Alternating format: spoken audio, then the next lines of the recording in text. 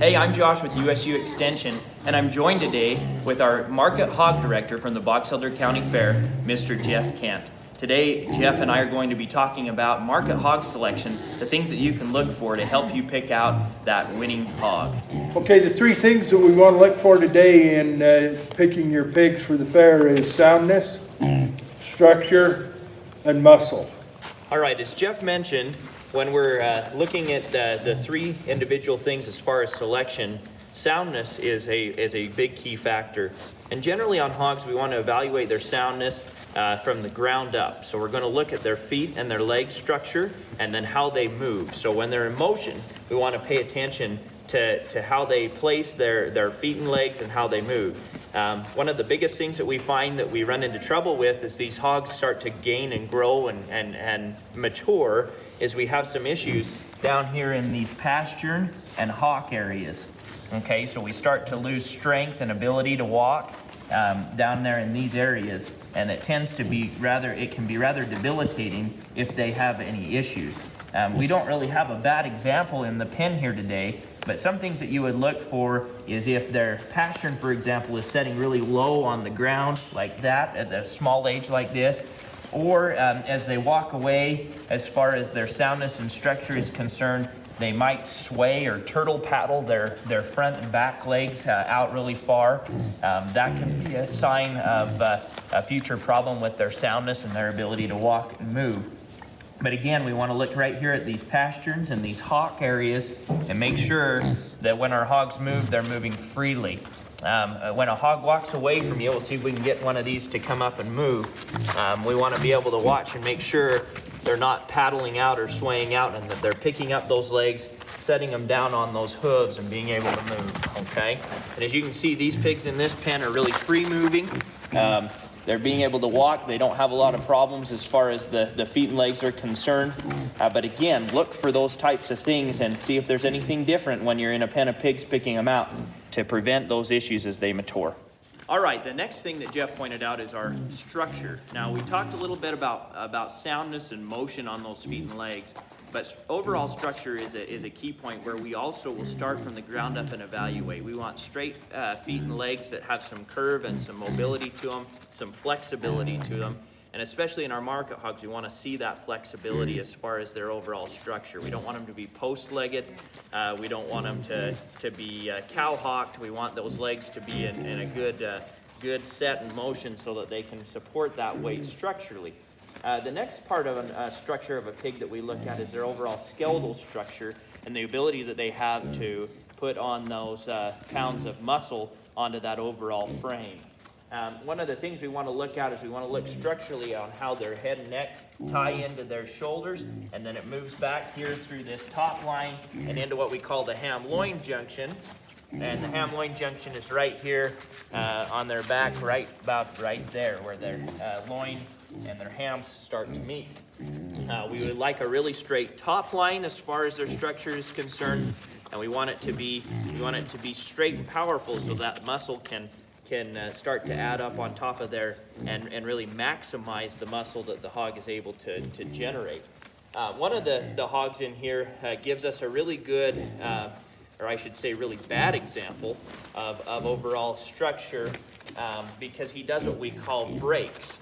And what that means is that straight top line that we're kind of looking for is not as evident in him. This hog right here, if we can get close, you're going to notice right here behind his shoulders, he's going to break and he's going to dip down. And we're going to let him walk out this way. But if you watch, there's a real evident break there. It's almost like it's a big dip there in his top line and in his back. He's really pronounced there into his neck, and his shoulders almost have their own set of real estate there. And then he dips clear down and he breaks clear down into that loin.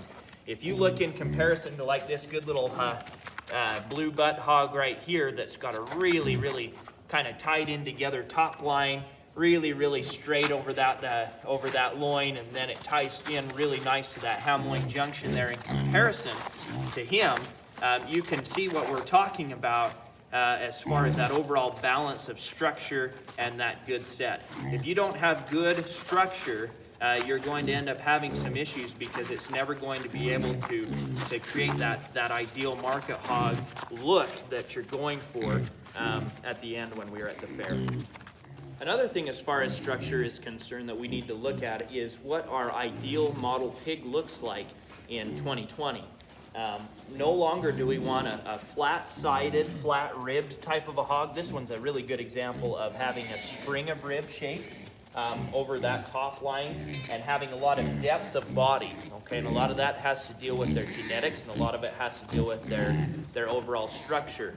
The other thing that we want to be really cautious about overall is we don't want to necessarily always go for bigger and better. Bigger and better necessarily isn't always the best. This hog that we pointed out that has the skeletal issues that breaks behind the shoulders here, he's got the most size to him out of this pen of 4. But we just got to be really careful as far as wanting to pick those types of things. You notice he might not have that depth and that spring of rib in comparison to these other ones. And yes, they might be a little bit lighter as far as pounds today, but when you look at that overall balance of that skeletal structure, that depth of rib, that depth of body, and that overall balance, he's definitely not the hog that we're going to want to pick today, even though he's the biggest in the pen. So don't let that type of a thing fool you when you're going and you're starting to look at the hogs that you want to buy and purchase. Make sure that you're very evident in choosing the overall balanced type of a pig and not necessarily the big, long, skinny, flat-sided type of a hog. The third thing we want to talk about today is muscling in a pig.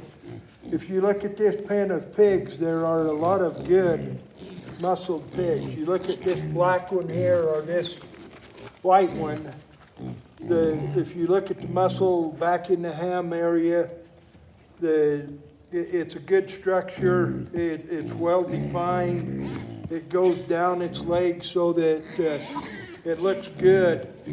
The indicator, the way they look right now, you've got to be kind of a predictor as to how they're going to turn out, but the way they look now is something close to what they're going to look like when they get finished. And if you pick one that has some good structure across the loin eye here and down these hams, down to its bottom's legs, they will turn out to be usually good show pigs at the fair.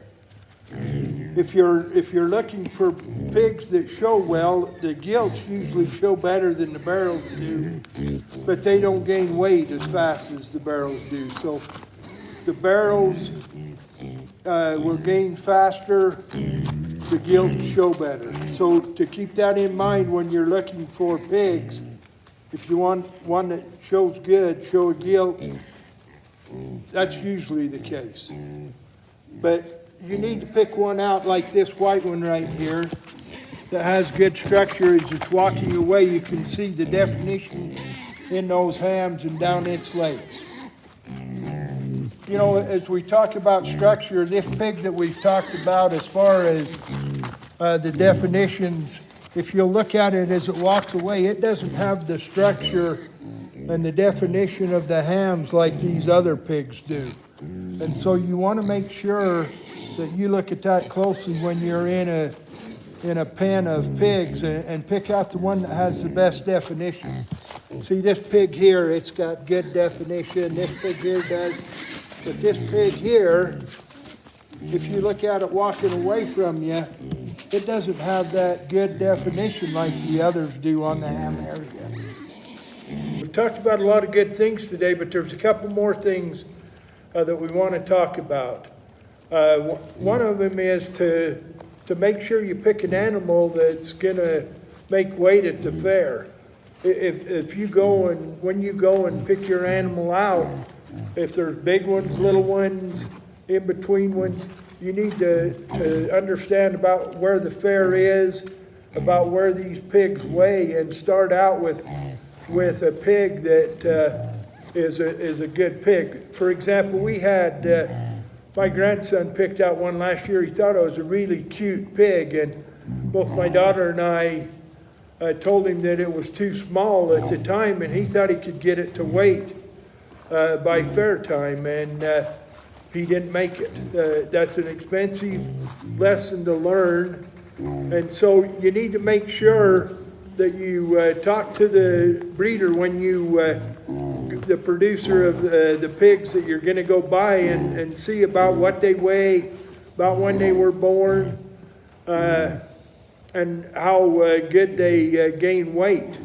You have to make sure that you weigh them, not constantly, but quite often once you get them. Usually about 45 to 60 days before the fair, you want to see where your pigs are at as far as weight-wise, figure out how long it is to the fair, and then calculate how much your pig is going to gain. They'll average about 1.5 to 2 pounds a day if they're on a good feed that is good for pigs. You need to weigh them every week, every couple weeks at least, to ensure that they're meeting the rate of gain per day that you want. And then figure out if you've got to cut them back because they're going to be too heavy, or continue feeding them maybe with some other supplements if they're going to be too light. Again, we just need to ensure that you're watching your animals. Make sure that you water them well. Make sure that they're getting good feed. The other thing that I wanted to mention is that if you do have questions, please give one of us a call.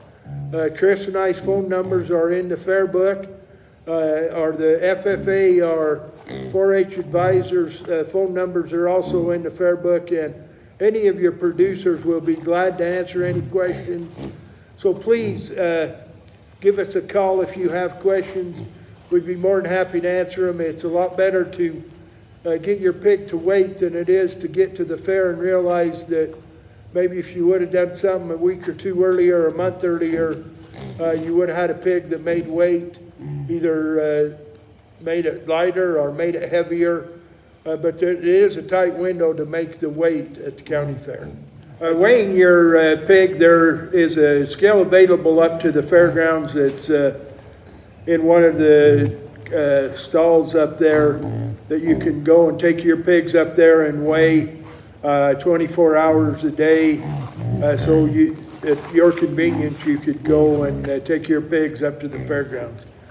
If you need somebody, as the summer continues, the coronavirus has got everybody shut down right now, and hopefully during the summer the coronavirus will ease, and the 4-H and FFA will be able to make schedules to go around to different areas to weigh pigs. But call Josh at the extension office if you have questions on weighing. Again, we appreciate you checking your animals out routinely during the summer. I'd like to thank all of the kids, especially you youth of Box Elder County, for participating in the fair. We enjoy seeing you every year, and we appreciate your efforts in raising such fine animals. We're here to help, but I just wanted to tell you thank you for your participation, and especially the parents for their efforts in ensuring that each one of you have an opportunity to be able to participate.